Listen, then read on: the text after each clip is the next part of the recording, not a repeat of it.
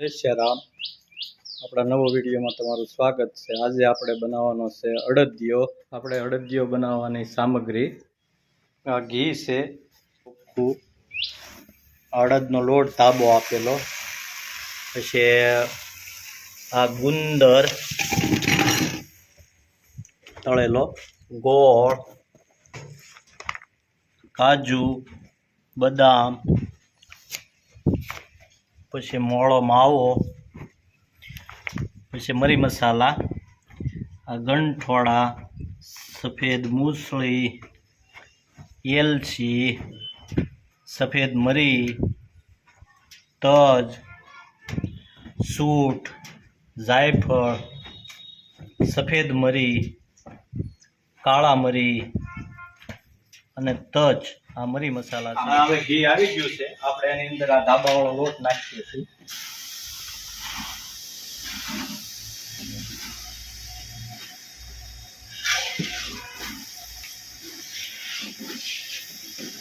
આ ધાબાવાળો લોટ એડ કરી દીધો આપણે.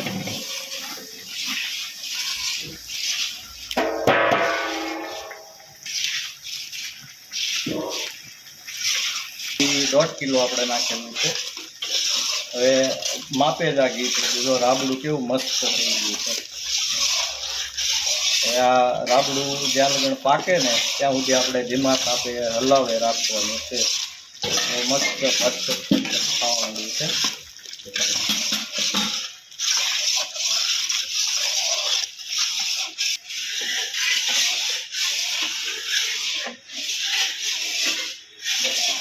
સખત આપણે ધીમે ધીમે હલાવે રાખવું પડે, એટલે લોટ ને નીચે બે ન જાય, બળે નહીં એને માટે.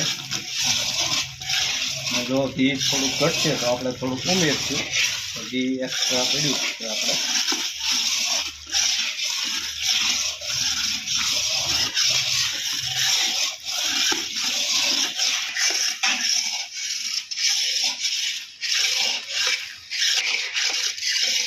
ધીમે ધીમે આપણે હલાવી રાખવું પડે, એટલે નીચે બે નહીં.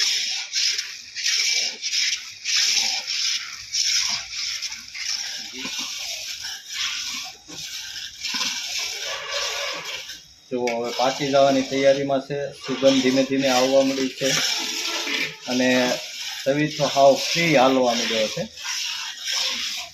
એટલે હવે 5 મિનિટમાં પાકી જાય. પાકી જાય એટલે બદામી કલરનો દાણો થઈ જાય. અને આગળ પાકે એટલે તરત આગળ તો આજો બદામી કલરનો દાણો છે. તો હવે આપણે પાકી જવાની તૈયારીમાં છે. જો લાલ દાણો બદામી કલરનો થઈ ગયો. હવે આની અંદર આપણે વધારે દાણો પાડવા માટે થોડુંક દૂધ એડ કરશું, એટલે દાણો વધારે પડી જાય. તો દૂધ નાખીએ છીએ એટલે દાણો પડી જાય. હવે દૂધ નાખ્યા પછી આપણે છે ને એમાં માવો એડ કરી દઈશું, મોળો માવો.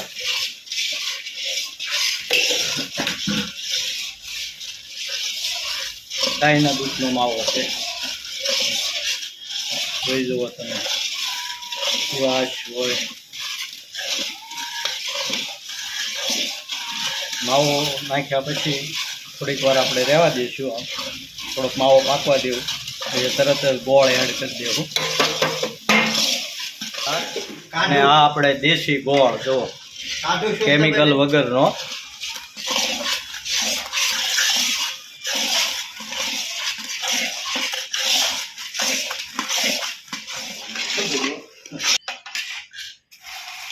ગુંદર એડ કરીએ આપણે અંદર, પછી ઉપરથી એડ કરશું.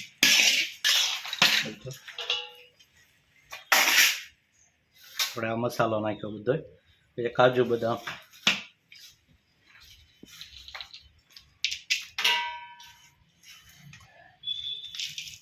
હવે આપણે ઉપરથી એડ કરશું એને.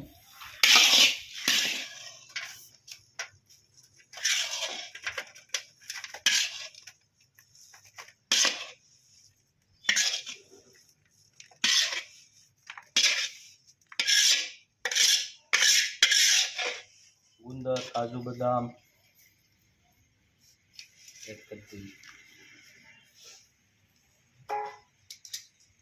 આ છે કાજુ, પહેલાંય કાજુ નાખી દીધા, બદામ નાખી દીધી અંદર, ના ઉપરથી કાજુ, બદામ ને ગુંદર.